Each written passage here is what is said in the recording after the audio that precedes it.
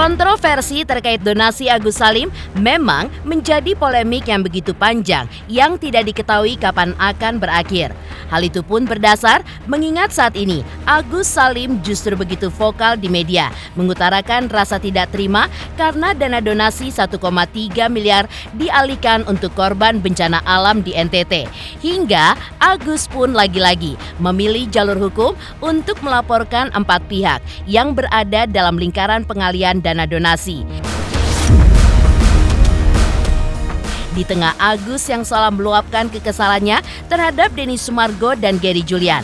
Lalu, seperti apa Emma Waroka yang tampak menyindir dan mempertanyakan atas sikap seorang pria yang ia sebut tajir, di mana memperoleh penghasilan besar dari podcastnya, tapi masih saja mengejar uang dan ketenaran dalam kisru donasi Agus Salim.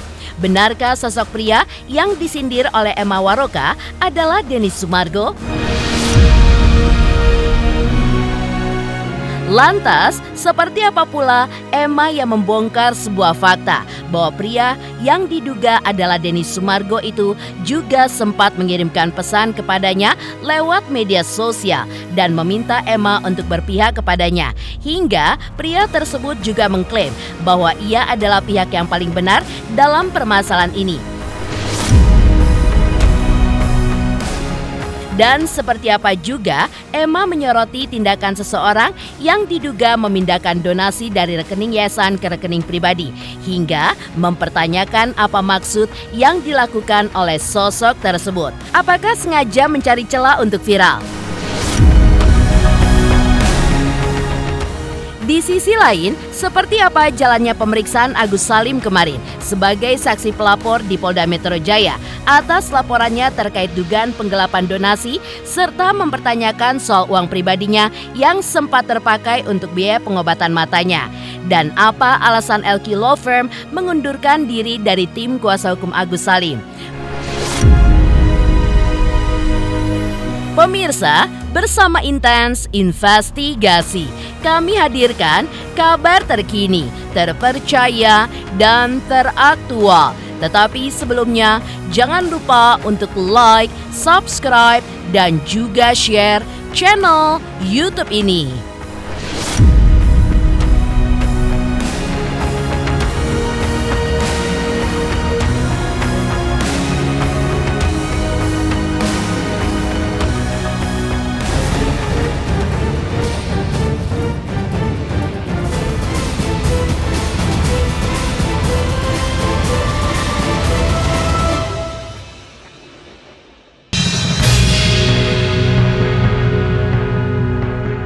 Kontroversi terkait donasi Agus Salim yang menyeret nama Denny Sumargo terus menjadi perbincangan hangat di jagat maya. Kisru ini pun tidak hanya menyita perhatian warganet, tetapi juga sejumlah konten kreator dan juga selebritis, termasuk Emma Waroka. Emma yang dikenal sebagai sosok yang vokal untuk mengomentari isu-isu viral, baru-baru ini tampak memberikan pandangannya melalui siaran langsung di media sosial pribadinya. Di salah satu siaran live terbarunya, Emma pun memaparkan sejumlah fakta yang menurutnya adalah penting untuk diketahui publik. Salah satu pernyataan Emma yang cukup menarik perhatian ketika ia mempertanyakan sikap seorang pria yang ia sebut tajir, yang meski telah memperoleh penghasilan besar dari podcast masih terlihat mengejar uang dan juga ketenaran. Walaupun tidak secara langsung menyebutkan nama, warganet pun akhirnya menduga bahwa pernyataan tersebut mengarah pada Denny Sumargo yang belakangan ini ramai dibicarakan dalam konteks kisru ini. Selain itu, Emma pun juga mengungkapkan kekecewaannya terhadap pria tersebut, di mana ia menilai sosok tersebut justru tampak bersinar sendirian di tengah redupnya Novi yang menjadi pihak terdampak dalam kasus tersebut. Emma bahkan menyayangkan strategi orang tersebut yang dianggap mengundang orang-orang bermasalah ke dalam podcastnya, seolah memanfaatkan kontroversi demi keuntungan pribadi. Bagi Emma, langkah ini pun terasa seperti mematikan cahaya orang lain demi kepentingan diri sendiri. Aduh DS gak nyangka lo gue. Muka lo baik, image lo baik. Gak boleh kayak gitu. Gak boleh lo kayak gitu. Lo mungkin lo mungkin bisa menutup mata netizen, tapi tidak menutup mata seorang Emma Waroka. Sama sekali nggak bisa. Trikmu bikin fiti-fiti seolah-olah pahlawan, terus kamu membuat drama-drama berdua bersama si Gary itu, tidak bisa membuat saya lebih percaya sama Anda. Sampai kau WA, kau DM aku ya, kau kirim voice note. Kau pikir aku percaya? Enggak. Aku punya analisa sendiri. Aku temui orang-orangnya. Aku cari beritanya. Dan aku lihat, untung Novi sudah terbuka. Jadi dia tadinya bimbang, ragu. Karena ini kan circle-nya dia. Masa sih iya? Jadi dia masih kayak orang syok gitu loh. Aku ngomong gitu, dari situ yang dia terbuka. Baru dia keluarin chatnya semua. Baru dia keluarin voice note-nya semua. Terus aku kaget, aku afiti, aku langsung di DM sama kau. Mukanya polos bener ya. Sekarang gali lagi kau DM, maksudnya apa? Harus berhenti kayak begitu, nggak boleh. Tadinya Novi itu udah hampir hancur, udah hampir dilibas sama netizen. Akhirnya aku bilang, jangan begini terus. Yolo ini juga bilang, jangan begini terus, keluarin bukti-bukti. Alhamdulillah Novi dengar, mau. Beranikan diri, kita support. Itu si Gali di DM sama dia, pakai video lagi. Ke gue juga sama, ke gue juga kirimin voice note. Nggak boleh laki-laki kayak begitu. Zaman sekarang kok laki gitu loh, rakus banget sama uang, sama fame, tau fame, sama ketenaran. Kayak kurang gitu, padahal udah kaya banget, ya Allah, udah tajir, udah banyak banget dapat duit dari segala podcast, ya ampun, kok masih kurang gitu loh. Trik bikin sesuatu cuma pengen naikin nama gua atur strategi membusukkan nama orang, never. Kenapa? Karena pasti gua ketulah nanti. Hukum tabur tuai, hukum karma ada, nyata adanya. Jadi kalau gua membuat gimmick atau gua sengaja menghancurkan orang untuk membuat nama gua naik, gua tidak mematikan cahaya orang untuk membuat cahaya gua lebih besar. Untuk apa? Allah is watching 24 hours. Tuhan itu melihat 24 jam. Dan sakitnya orang, tangisan orang, tetesan air mata orang, dia berdoa, mati ke guanya. Gue percaya banget itu. Kalau gue mencari viral dan cuan dan pengen gue punya konten itu mendapat duit sebanyak-banyaknya dari gue menginjak-injak orang, mengatur strategi, hancurin aja dia yuk. Korbanin dia satu yuk biar kita dapat nama.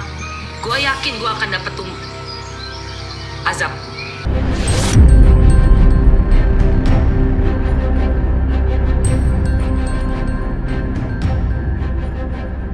Dalam siaran live-nya, Emma Waroka kali ini menyinggung langkah pria yang diduga adalah Denny Sumargo dalam menyikapi kisru donasi Agus Salim tersebut. Dan hal mengejutkan pun diungkapkan oleh Emma Waroka, bahwa rupanya orang tersebut telah mengirimkan klarifikasi ke banyak orang melalui DM di media sosial, di mana dalam pesan tersebut, orang tersebut mencoba menjelaskan posisinya terkait kisru yang tengah menjadi sorotan publik. Namun, yang paling menarik perhatian adalah pengakuan Emma Waroka bahwa pria yang diduga Densu itu sempat memintanya untuk berpihak kepada dirinya. Lantaran menurut Emma, ia pun mengklaim bahwa dirinya adalah pihak yang paling benar dalam permasalahan ini. Namun, ajakan tersebut justru menimbulkan rasa kurang nyaman bagi Emma, seperti yang diungkapkan dalam siaran live-nya itu. Apalagi kamu udah untung banyak loh. Berapa podcast itu udah untung banyak kamu. Harusnya kamu terima kasih sama Novi sampai ada kasus kayak gini. Jangan kamu aja yang ngerasanya gimana-gimana. Terus kamu bikin VT, bikin orang-orang jadi bingung. Nggak boleh kayak gitu ya. Kasian loh, mereka udah mengorbankan diri. Jadi kayak bikin skenario gitu loh, seolah-olah oh ini kan mereka mengorbankan diri. Lah, lu nggak tahu apa? Ini orang-orang pada apa emang dapat hasutan ya? Soalnya ada yang ngubungin gue, bilang, kok ngapainnya dia DM? Di DM satu-satu loh orang. Di DM satu-satu buat dengerin dia. Sama, gue juga di DM. Abis DM, dia wakwau ke gue, ngirim voice note. Isinya pokoknya, gue harus lebih milih dia lah, intinya. Bahwa dia yang paling bener. Gue bilang, gila ya, punya waktu ya lu ya, buat klarifikasi satu-satu ke orang. Saking tuh, otaknya tuh.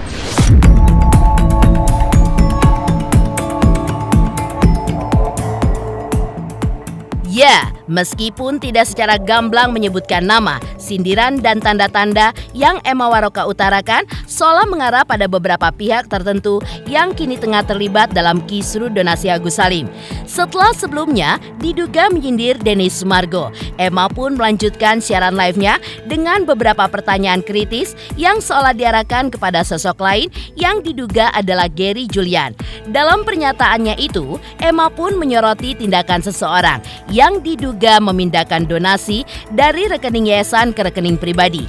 Hingga Emma pun mempertanyakan, ada apa di balik hal tersebut? Tidak berhenti sampai di situ, Emma pun juga menyinggung latar belakang pendidikan sosok yang diduga adalah Gary. Dan juga mempertanyakan apakah tindakan-tindakan yang dilakukan pria itu mencerminkan etika dan tanggung jawab yang seharusnya.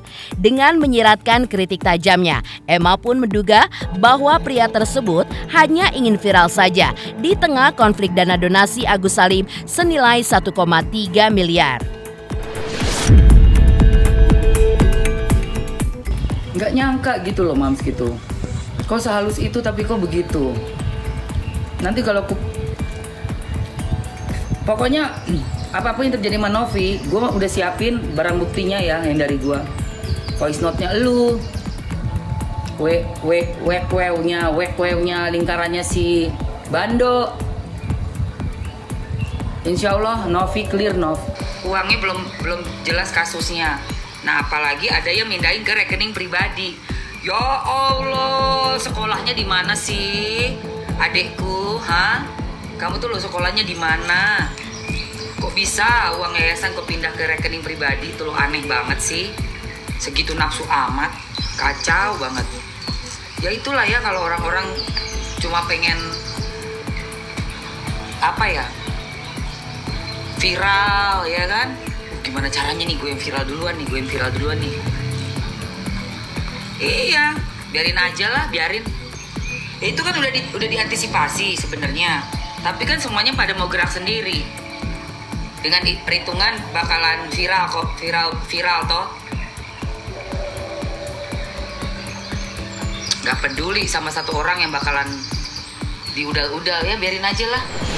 Ya kalau terus terang aku belum lihat ya medsos karena memang sepulangnya dari NTT kondisi juga cukup sibuk bikin laporan pertanggungjawaban dan lain-lain gitu kan. Tapi memang apapun itu aku sih nggak apa-apa lah gitu kan. Kalau memang dipersepsikan orang seperti itu ya nggak apa-apa. Fokusnya adalah kembali sesuai dengan yang awal kita selesaikan donasi ke NTT dan itu udah ya mungkin kita bisa lihat sama-sama ya donasinya selesai. Sekarang tinggal laporan pertanggungjawabannya, insya Allah besok jadwal saya ke Kemensos untuk bawa laporan. Apapun itu, rumor apapun itu, kebenarannya seperti apa, kalau dari sisi saya pribadi saya belum mau membuat asumsi ya, karena memang kembali lagi fokus saya tetap untuk penyelesaian donasi itu sampai di laporan pertanggungjawaban gitu kan. Kalau ketika laporan pertanggungjawaban belum selesai, saya belum mikirin yang lain. Ya memang karena terkait hal itu teknis ya, teknis perbankan itu nggak ada masalah ya, tapi memang pelaporannya itu kan namanya overbook gitu kan, dan rekening yayasan itu memang hanya menggunakan single token yang nggak ada ATM dan lain-lain. Dan pada saat ini kondisi bendahara pun ada di Jogja dalam keadaan sakit gitu. Jadi memang dalam rangka yayasan baik saat ini ataupun sebelumnya memang demikian. Dana itu akan ditransfer ke rekening pribadi, siapa yang bertanggung jawab itu pastinya badan pengurus akan mengetahui.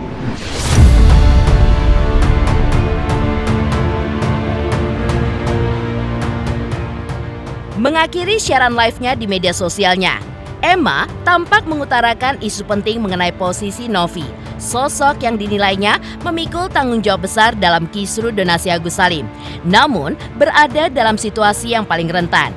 Ya, dalam pernyataannya, Emma pun juga menyayangkan Novi yang sejak awal terlibat langsung dalam pengelolaan donasi dan kini justru berada di posisi paling beresiko sekaligus memikul beban yang begitu berat. Lantaran tanggung jawab besar Novi itu tidak dibarengi dengan penghargaan ataupun dukungan yang setimpal. Hingga Emma pun mengaku prihatin atas apa yang dirasakan oleh Novi sekarang. Emma juga menyoroti ketimpangan yang terjadi dalam konflik ini, di mana ia merasa miris melihat pihak-pihak lain justru mendapatkan cahaya atau keuntungan dari kisru yang terjadi, baik itu berupa perhatian publik, popularitas, ataupun hal lainnya. Sedangkan Novi seperti dibiarkan meredup sendirian. Ini yang nyangkut seumur hidup Novi. Jangan astagfirullah. Kau tuh gimana sih, paham secara hukum nggak? Sangkutannya Novi kayak apa beratnya dia, tanggung jawabnya dia. Dia itu yang bakal kena dari semuanya. Aduh Tuhan. Yang lainnya dapat cahaya, dapat lampu nih. Gue pembela. Habis itu cabut, selesai, kelar, say. Yang diudal-udal ya siapa? Yang punya kasus di awal ya Novi lah yang punya kasus di awal. Lu kira si Pablo atau si Densu? Enggak.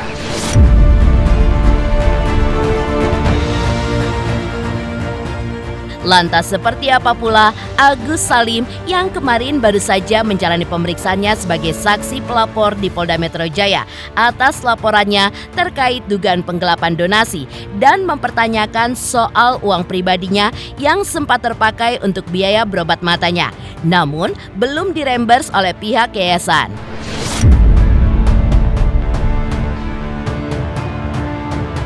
Selamat untuk intens investigasi karena sudah mencapai 3 juta subscribers di YouTube. Sukses selalu and all the best.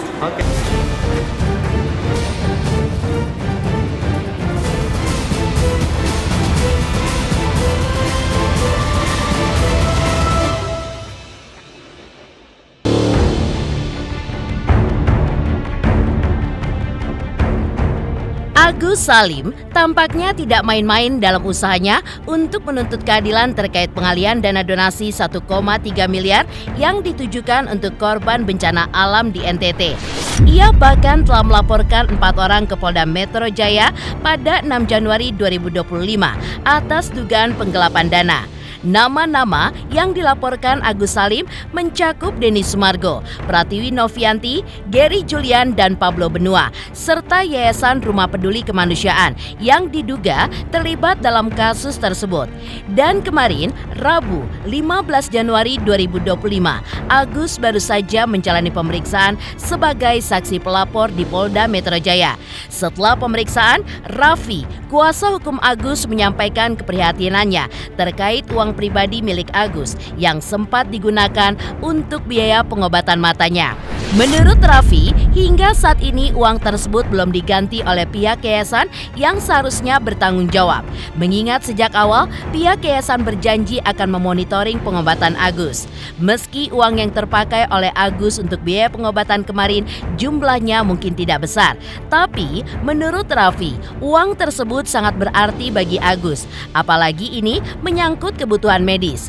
Untuk itulah, Raffi pun mempertanyakan alasan pihak yayasan yang hingga kini belum melakukan reimbursement. Ya sekarang makanya itu, kenapa kita sekarang lebih fokus kepada uang 1,3, memang itu hak mutlak Agus dan itu memang untuk perobatan Agus. Nah sekarang bicaranya kenapa Agus sampai sekarang ada terkendala untuk biaya berobat, ya karena memang uangnya bukan ada di Agus, tapi ada di yayasan. Dan mungkin ada beberapa bagian juga yang dari pengobatan Agus ada di rembes, itu pun juga belum ya belum diberikan. Itu pun rembes hal yang istilahnya uang ini kecil. Kalau memang untuk peruntukan Agus silakan dong kasih ke Agus gitu kan. Nanti pasti terhianati dong, karena kan di situ juga katanya kemarin itu ke yayasan dititipkan, dimonitoring, tapi sampai sekarang mana buktinya, nggak ada, hanya ada janji-janji manis terus.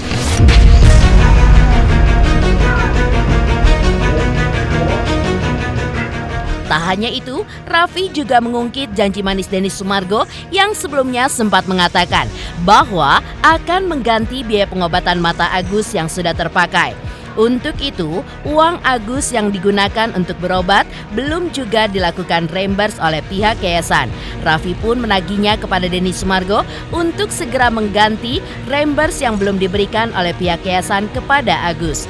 Raffi pun menambahkan bahwa nominal biaya pengobatan Agus yang sudah terpakai sebenarnya tidak terlalu besar jika dibandingkan dengan kapasitas finansial Densu, sehingga alasan apa yang membuat Densu belum juga menepati janjinya. Padahal hal ini pun berkaitan dengan tanggung jawab dan juga rasa kemanusiaan. Terkait masalah DS yang bicara bahwa nanti akan saya berikan, kalau memang dia punya jiwa sosial tinggi ya silakan aja. Jadi jangan merasa dia paling tinggi, pengen disamperin aja bawahnya. Silakan datang aja. Bukan pengennya. Jadi nggak ada lagi istilah bahwa pertanyaan bahwa si Agus bahwa klien kami ini tidak mau ataupun tidak bertikat lah. Kalau memang DS punya etikat baik dalam jiwa sosial dia, silakan datang sendiri ke klien kami. Kita nggak fokus terhadap statement dari DS ya, kita hanya fokus kepada uang 1,3 itu merupakan milik hak Agus. Buktinya, kalau misalnya nanti dana ini dipakai, akan saya sikat. Mana? Perkataan itu buktinya mana sekarang diganti? Nggak ada kan? Kan gitu kata-katanya. Saya akan ganti. Katanya gitu. Kalau misalnya terpakai nanti sama si Tete, saya ganti. Katanya gitu kalau misalnya ini. Tapi buktinya nggak ada. Saya minta faktanya, jangan terus opini-opini terus. Sekarang yang saya mau tuh faktanya gitu.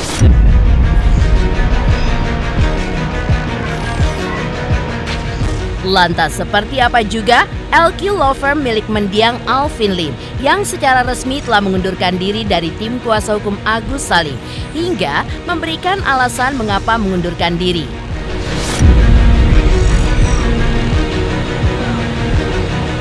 Hai, aku Feby Marcelia mau ngingetin jangan lupa saksikan Intens setiap hari Senin sampai Jumat 5 kali sehari dan hari Sabtu 3 kali sehari, dan jangan lupa juga di like, komen, dan subscribe. Bye-bye.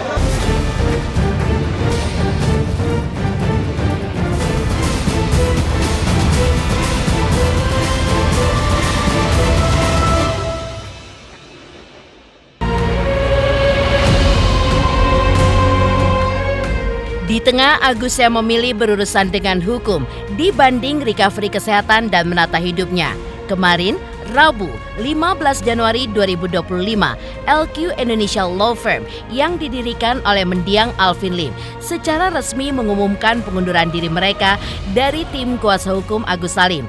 Keputusan ini pun diambil setelah Agus Salim memutuskan untuk menunjuk kuasa hukum lain dalam menangani permasalahannya ketika LQ Indonesia Law Firm bertemu Agus pada sidang perdana sengketa donasi di Pengadilan Negeri Tangerang pada 8 Januari 2025 lalu. Meski demikian, LQ Indonesia Law Firm menyampaikan harapan agar semua pihak dapat menahan diri dan tidak lagi saling menjatuhkan ataupun menjelekkan satu sama lain, agar masalah yang dihadapi oleh Agus Salim dapat segera menemukan penyelesaiannya. Mengenai pengunduran diri kami selaku kuasa dari Bapak Agus Salim. Ya, memang betul kami LQ Indonesia Law Firm mengundurkan diri sebagai kuasa hukum dari Bapak Agus Salim. Namun, adapun alasannya adalah dikarenakan karena pada tanggal 8 Januari atau tepatnya Rabu minggu kemarin itu kami sudah hadir dan datang di Pengadilan Negeri Tangerang untuk menghadiri persidangan. Namun, ketika kita datang ke sana, kita mendapati fakta bahwa Bapak Agus Salim sudah memiliki kuasa hukum lain. Oleh karena itu, kami menghormati pilihan beliau yang menggunakan kuasa hukum lain. Makanya kita memutuskan untuk mengundurkan diri. Tapi terlepas dari itu semua, kami berharap masyarakat juga tidak ada lagi yang saling menjatuhkan, menjelek-jelekan, dan lain-lain. Karena kami, keluarga besar LQ Indonesia Law Firm sendiri, berharap agar permasalahan yang dihadapi oleh Bapak Agus Salim ini cepat selesai.